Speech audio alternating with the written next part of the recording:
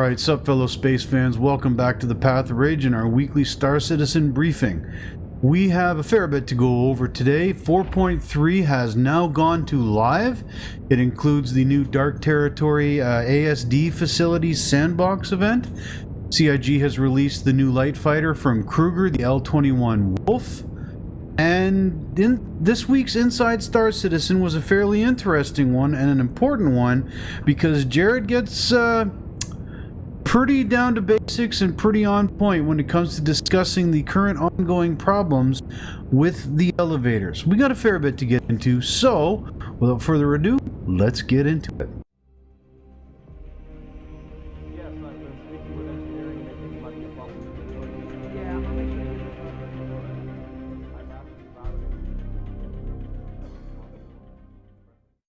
The first thing that we're going to get into is the Kruger L-21 Wolf. This is a new light fighter. It's only the third of the ships from the Kruger line, others being the Archimedes quantum-free, unable to quantum, in other words, Archimedes light fighters, the one that's docked with the Constellation. They're not really combat, they're considered light fighters, but they're more like racers. This is an actual fighter.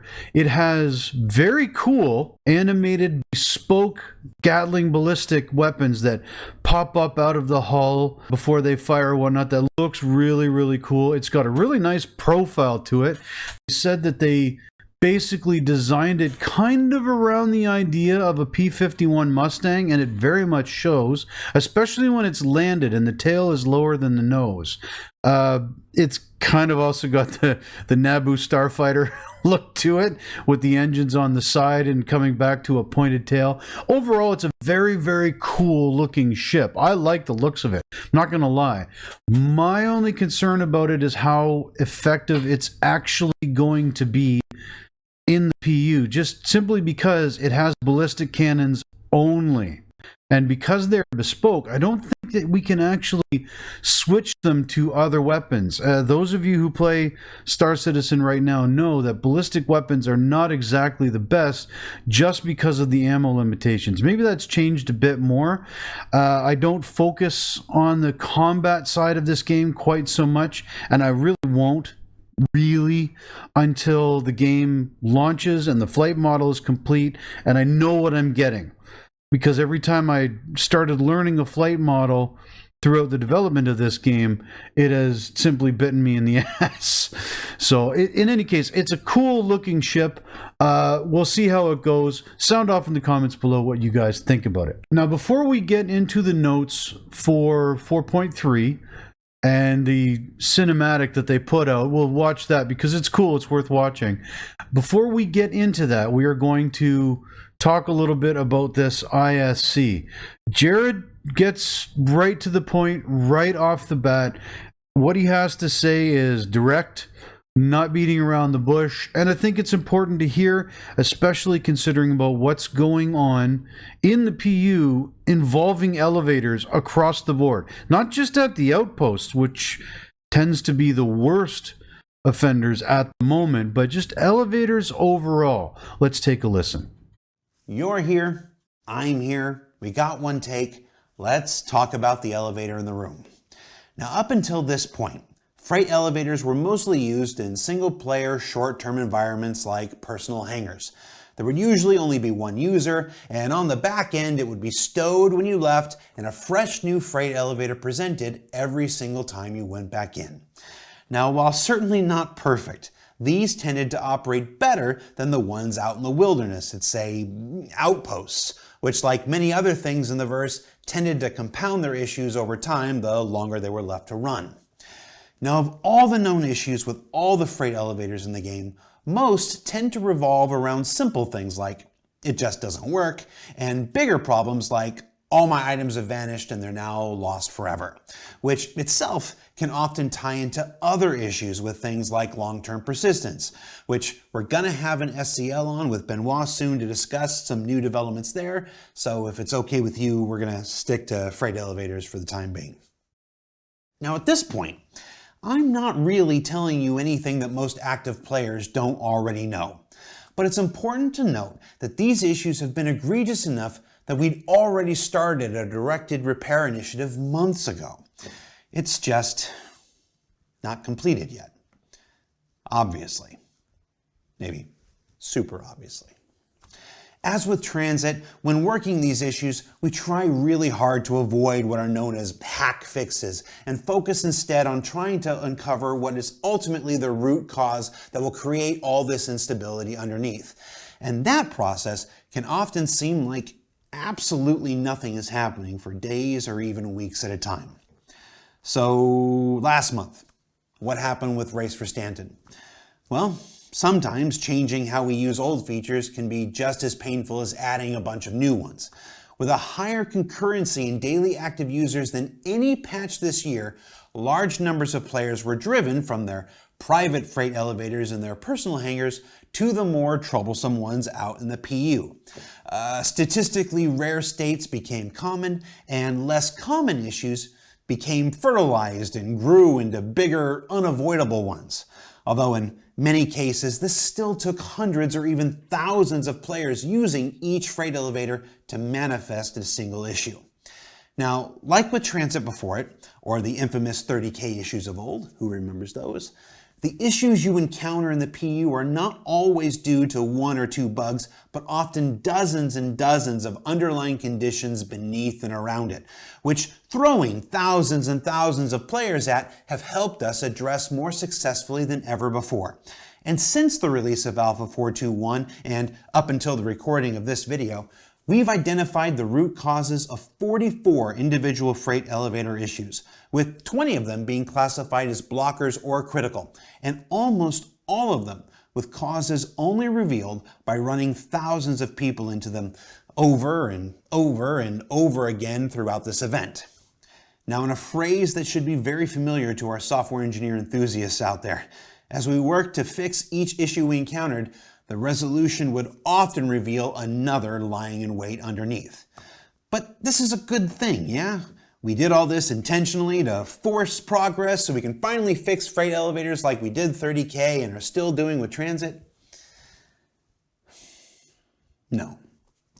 Now, while the project will definitely benefit from what happened long term with all the fixes and hardening that's been going in and that will continue to go in throughout Alpha 4.3 and beyond, the answer to what really happened isn't particularly exciting or salacious or any different than what I imagine most of you already suspected. We knew there'd be issues like there have been, but we underestimated how they'd compound on top of one another at higher stresses. It's been a sometimes frustrating process for everyone on both sides of the project, but at the same time, we're super proud of the content and cadence we've achieved this year, and of the strides all of our teams are making to make this the most compelling year of Star Citizen gameplay yet. For every single step backwards, I truly believe we're taking multiple strides forward, and the overall improvements to the experience along the way are what keep many of us motivated to continue going month after month. And with this new Onyx Facilities content drop being spread out over multiple releases, we're going to continue taking the time to improve existing experiences along the way. And to that end, as some of you probably have already heard, it was in the loading screen and whatnot, we're also going to go ahead and extend the Race for Stanton missions while we continue to work on freight elevators throughout Alpha 4.3.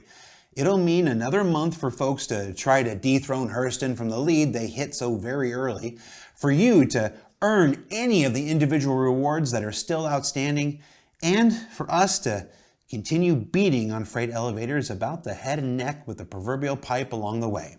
And all while you continue your exploration of ASD's latest malpractices.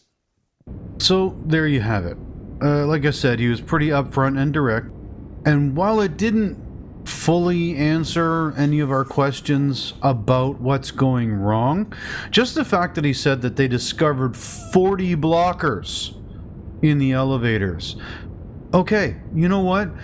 We've been having these problems with the elevators during the Race for Stanton resource drive.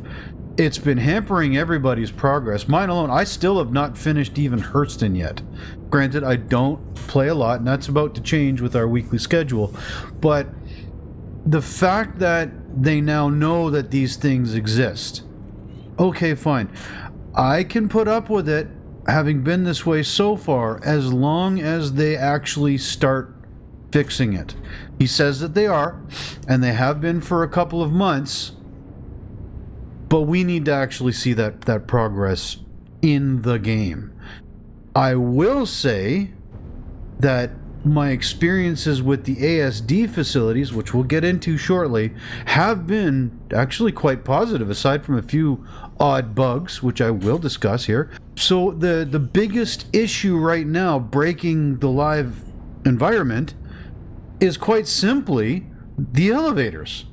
And again, like he pointed out, they're not the elevators in the hangars. There are some weird quirks with our elevators. We all know that, our personal hangar elevators, but it's nowhere near the scale of what's going on with the outpost elevators. So if it takes them a bit more time to get it fixed, but now that we've had all these problems showing up, if it's identifying it and allowing them to get it fixed, okay, fine.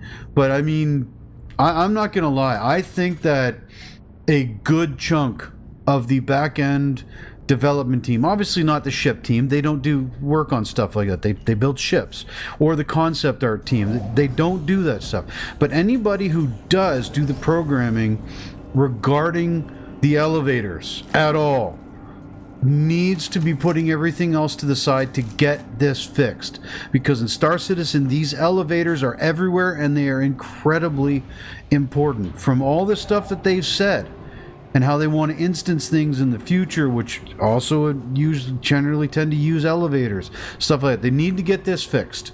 The fact that they've identified all these problems, well, okay. And to be fair, I have seen some improvement. I've been able to go to the elevators for the missions for Resource, the Race for Stanton, and they work. I've also had ones that don't. It is a bit different, though, from when this patch first went live, 4.2.1, and I couldn't find a non-broken elevator anywhere to save my life. So we'll see. Now on to the new ASD facilities and the new sandbox activity. They put out a nice little 1.5 or almost 2 minute long video here. I'm just going to throw it up for you guys to check it out, because it gives a real good impression about what the vibe of these missions are, and then we'll discuss it a bit more and get into the patch notes before the end of the video.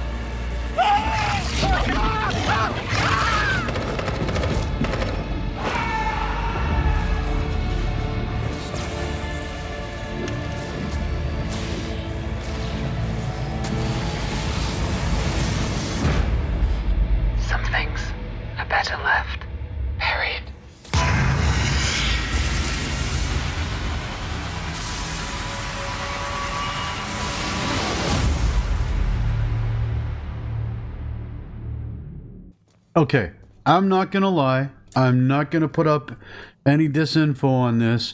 These new facilities are cool as fuck. I like them. I like the vibe of them. They feel very creepy. They got a very Alien vibe to them, like the movie Alien. You're creeping around. You never know what's around the corner. you can run into other players in here. And I have read posts online and social media and whatnot about people getting ganked by other people in these facilities. And now, again, I have said that I don't play this game on a religious regular basis, maybe load in for a couple hours each week. But I've been pretty much maining these facilities while I've played. I haven't finished them all completely, but I've kind of gone through the whole area. These things are cool. They're really, really cool. The players that I have run into, not one of them has shot at me. More often than not, I've not come across another player at all. But when I have, one player, like I mentioned in my last episode, he shot and killed me, but then picked me up because he obviously thought I was an NPC. Other players have come across me, flashed a light on and off to make sure I was a player. When I responded fine, they went about their business and left me alone.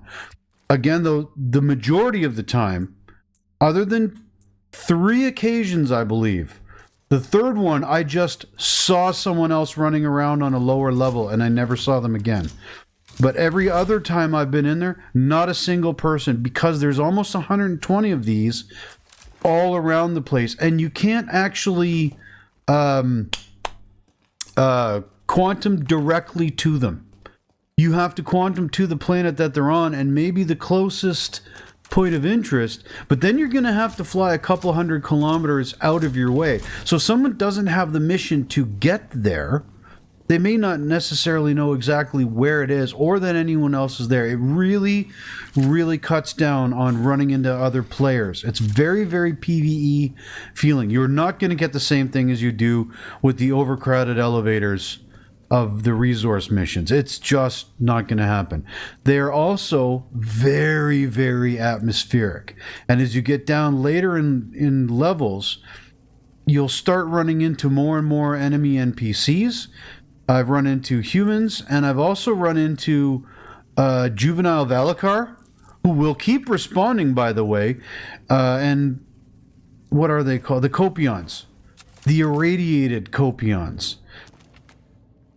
Make sure, if you haven't done these episodes, or pardon me, if you haven't done, make sure when you go to do these facilities that you bring a fuck ton of ammo and medical assistance, be it just the gun with refills or a ton of the med pens. You will go through this shit like nobody's business, especially in the lower levels of it.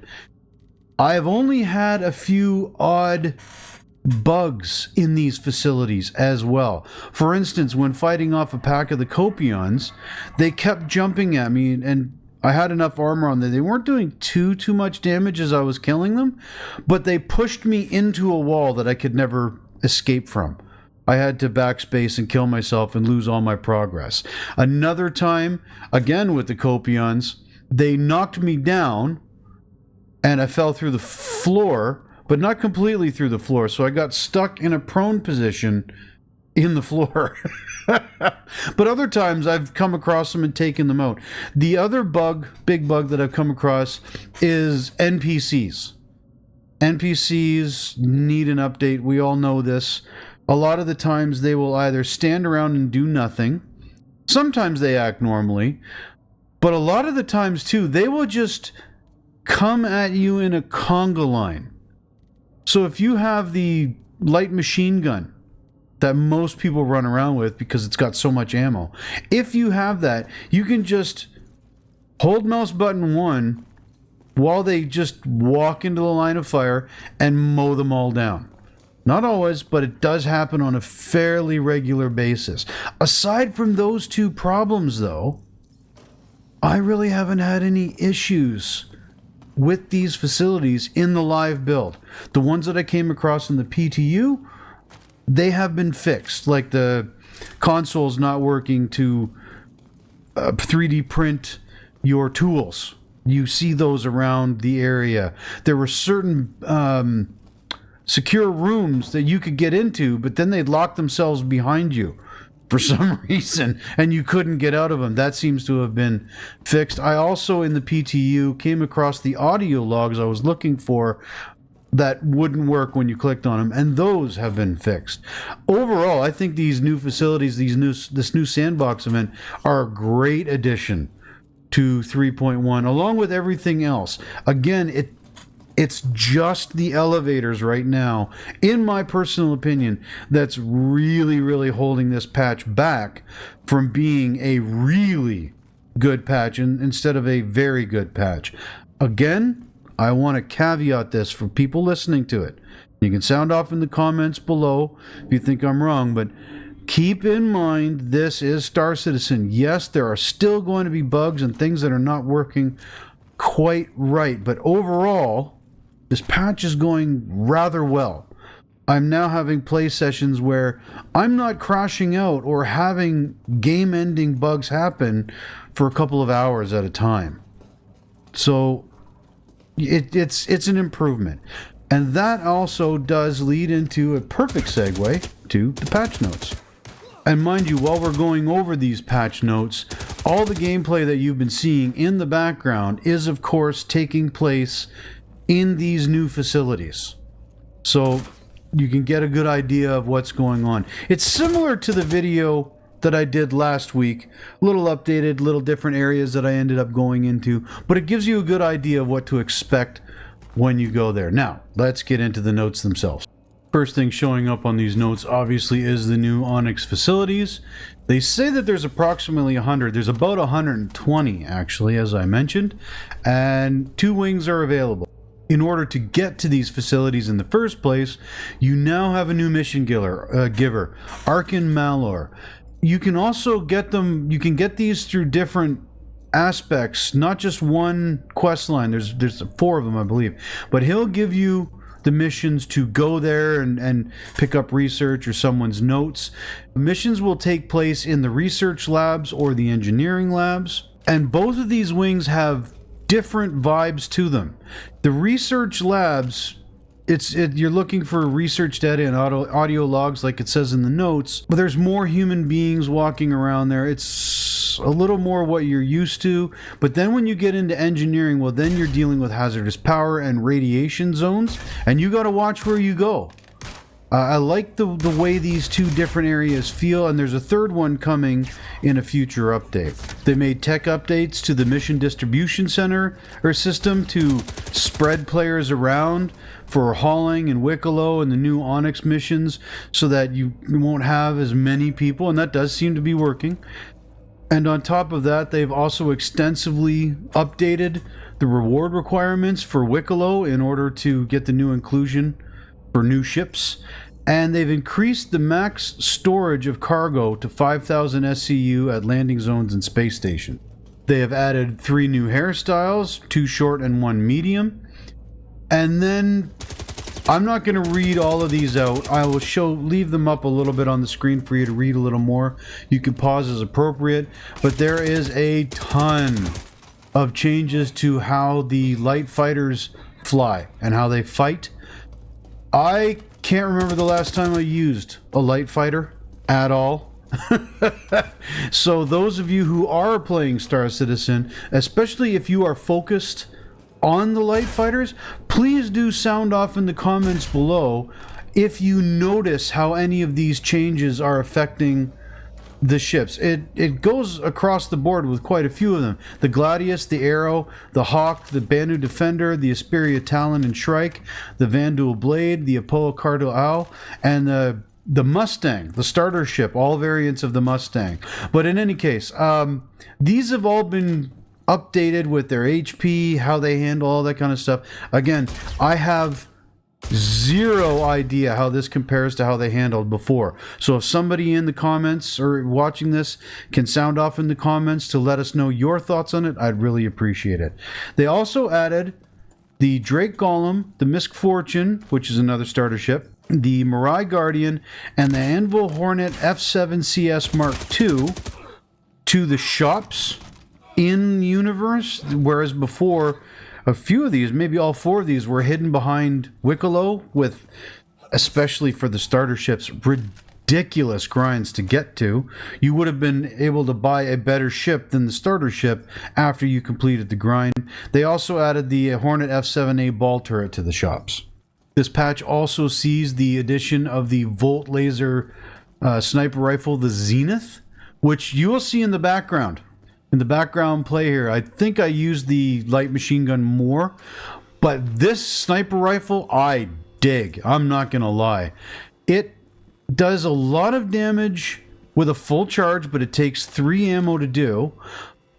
But you can also fire it quickly like a DMR, and I find depending on the armor of the enemy that you're shooting at, it can be a 1 to 2 hit headshot kill with a decent scope on it. I like this thing, and I like it a lot. I'm not going to lie. The Volt shotgun was also adjusted so it's not knocking down people improperly. And they also added ammo to the stores. It's been greatly increased and balanced around all the weapon shops, so you should be able to pick up the ammo you're looking for now. And radiation pens have been added to the shops and the pharmacies, which is good. Again, once you go into these ASD facilities, and I think there's a couple other things now that do it. I'm not sure. I haven't come across them, but I've heard people talking about them. But at the very least, the ASD facilities... Oh, yeah. The ASD facilities in Pyro as well, with the Valakars and whatnot, they're all irradiated. A lot of these missions now involve radiation, and you couldn't buy anything to help you with that. Now you can, which I think is a great addition to the damn game. We have Dynamic Snow, which is now enabled on Microtech and Bloom. It will work the same way as Dynamic Rain, where it comes along with overhead clouds instead of just coming out of the sky. And CIG has said that it now actually makes puddles, so you will see it affecting the environment around it. The ladder improvements have been added back. They were taken out of the PTU for some reason for a single patch. It was weird. But now they're back. They make ladders so much easier. So much nicer. The Anvil Asgard is the ship I want to get for my daily driver coming up when it goes into PTU, but the thing that was holding me back from it was the ladders, because in prior patches ladders killed you and you couldn't jump off them and all that. Now you can. These improvements, this is a huge quality of life improvement. I love it. It still has some work to go. Sometimes when you're getting off the ladder, it'll pull you back on, but generally not really. They seem to work much better. Finally, or maybe not finally, next, we also, once again, and finally for good, it sounds like, we have our personal instance hangars spawning. This is so nice. I mentioned it in my last video. Spawning in your hangar, especially when you've got a ton of stuff in your inventory already, so you don't have to go back to the main LZ if you don't want to. This is such a time saver. If I have any recommendations to anybody listening to this right now, when you get into 4.3, you set your home location and you're getting everything all ready. If you have a particular weapon that you like, buy a bunch of them, or at the very least, buy a fuck ton of ammo and send it to your inventory. Same thing with med pens. Same thing with, you know, your tractor beam tool, all that kind of stuff. The things that you end up losing when you die, because they're in your bags, you're not physically carrying them, and you end up having to replace damn near every session if you lose them to a bug or whatever, buy a ton of them. Have them in your inventory, so when you do spawn and you have to re-equip, it's all right there. This is, oh, I'm so happy that this is back in the game now. It came and went for testing purposes a while back, and it was gone for a while. I am so happy this is in the game. And we have a ton of bug fixes this patch. It contains approximately 100 bug fixes for issues occurring in 4.2.1. They say 21 of which originated from the issue council. Again, sound off in the issue council instead of just rage quitting out, folks. It does make a difference. Now, obviously, there are some fixes for the freight elevators in the cargo system, including elevators showing the internal error when the items are on top of the building, which anyone who did that, by the way, you're a fucking asshole. The Anvil Carrick exterior cargo panel is no longer shifting position, and Lazarus freight elevators causing items to occasionally disappear or disappear, pardon me, has been fixed. Missions and rewards have had some updating, like Starfarer and the Starfarer Gemini being ineligible for hull scraping contacts, other things like that. And we have a bunch of bugs for player ship and items. So like the ASOP terminals showing currently being processed for an error for destroyed ships, the Asperia AR entry labels disappearing when being looked at directly, and other things like that. Now here's a big one. This one, I don't know, for those of you who didn't go to Lorville or spawn back in Lorville after dying in the PTU, maybe even in the last patch, I don't know. In live, I don't think in live I went to Lorville, but I did in the PTU. Maria Pure of Heart Hospital in Lorville had no floor collision. So as soon as you went to leave the hospital, you fell through the floor and into the planet, and you were stuck. Like, you had to do a recopy of your account to get out of there. Same with the stuck doors for the hospital at Oris in general. Again, you couldn't get out or in. In the user interface and inventory category, this is a nice one. Fixed items randomly returning to original inventory when transferring, equipping, or dropping. I had this happen to me all the time. And the fact that this has been fixed, hopefully, I haven't experienced it now since I started playing this current patch. I like that. That was an annoying thing. Oh my god. This is a good one. They fixed a couple art and visual issues at the Lazarus complexes, both and the Faro data centers, both in Pyro. And then with the technical updates, they fixed 7 client crashes and 2 server crashes. Now, again, I am going to say outright that this patch has been, aside from the elevators, for me, a good one. Sound off in the comments below if you're finding it to be anything otherwise. If you're having nothing but super duper problems, or the same problems that you've always had and they haven't been fixed, apart from the elevators. We all know that that's going on. There's no need to discuss that ad nauseum. Take out the elevators out of the equation, and a lot of the rest of what I'm experiencing in this 4.3 patch is actually quite good. Again, with the caveat, it's Star Citizen and it's still buggy. Please don't make the mistake of thinking I'm saying that this game runs flawlessly now. It doesn't. Don't say that I said that. Check it out for yourselves. Let me know in the comments what you think. We've also had a slight update to the roadmap for the upcoming 4.3.1 patch when that does land, and hopefully they don't worry about pushing that one out too soon while they're still dealing with this one. But a tentative set right now is introducing dropships in Pyro for defending outposts and deploying reinforcements when the local population is attacked. NPC dropships, mind you. That I want to see. The new heavy utility armor has been set to tentative. The medium utility armor Ambrose has been postponed. AI FPS turrets are being added for players to avoid or destroy, providing additional PvE challenges. This has been postponed. The mission pickup on location, we talked about this in the last episode, where you will come across missions like almost organically while you're playing in an area. That has unfortunately been postponed. Set to tentative is yet another couple of hairstyles for those of you who are into making characters. Not my thing. And it's been set to tentative that we're going to be getting a Volt LMG. Oh, featuring a hefty reload time, but with a high capacity magazine. As it nears its peak overheat, it unleashes searing energy blasts capable of tearing through hostile forces. I can't wait to see this, because so far my favorite gun in the game is an absolute LMG. I'm a big fan of it. And they've also added some updates to the progress tracker, if you guys want to go check that out on the website, where they have showing what they've been doing so far or how much progress they've made with engineering, crafting, FPS radar and scanning, a redacted creature, so we don't know what it is, obviously, the inventory rework, which is very badly needed. Give me stack all, at least, my god. The item expiry, so now certain items will be rendered non-functional after a certain amount of time. The transport refactor, that's still going on, but does seem to be getting better. Anybody remember how bad taking the tram in Area 18 was? Or the tram in Lorville? They'd go off the rails.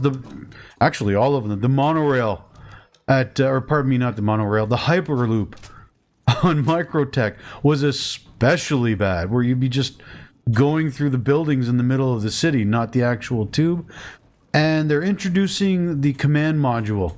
So vehicles taking control from other ships is primarily for ships like the Drake Caterpillar.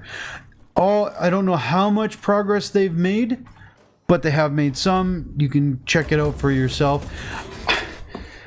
I think the progress tracker is a nice thing to see where they're kind of going with things, maybe what they're working on currently. But at the same time, I'd rather just evaluate things when they get released. And then finally, Niku from CIG answered a few questions, did a Q&A, or a FAQ, if you will, on the new Onyx facilities.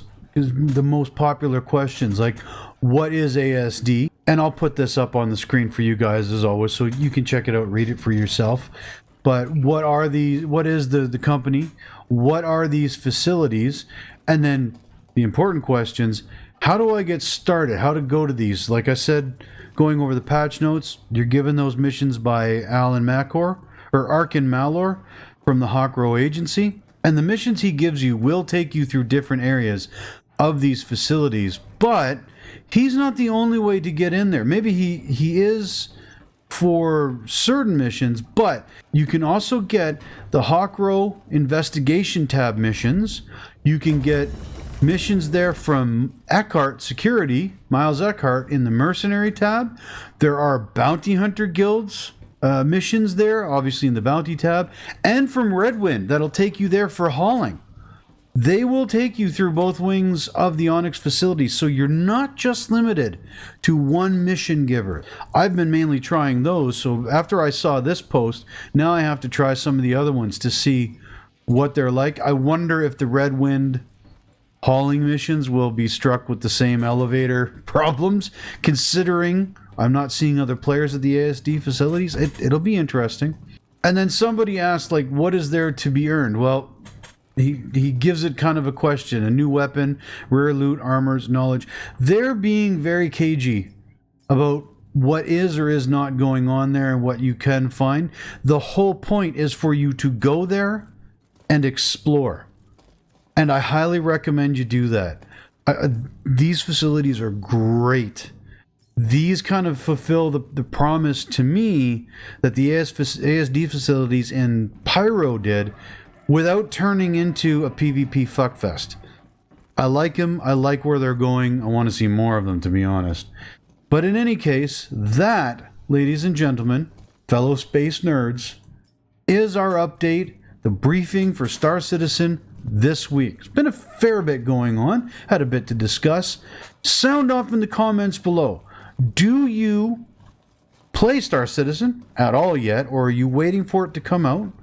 Have you tried these new facilities? If you do, what do you think of them? What are your overall thoughts on this 4.3 patch? I'd love to hear from you. In any case, I hope you found this video informative. If you did, give me a thumbs up. Subscribe if you're new, because the vast majority of you who are watching my channel are not subscribed, and I'd love to get up to 1,000 subscribers at some point. It'd be kind of cool. Goals. Until next time, though, I have been Rage at Games, and I will see you in the verse. Bye-bye.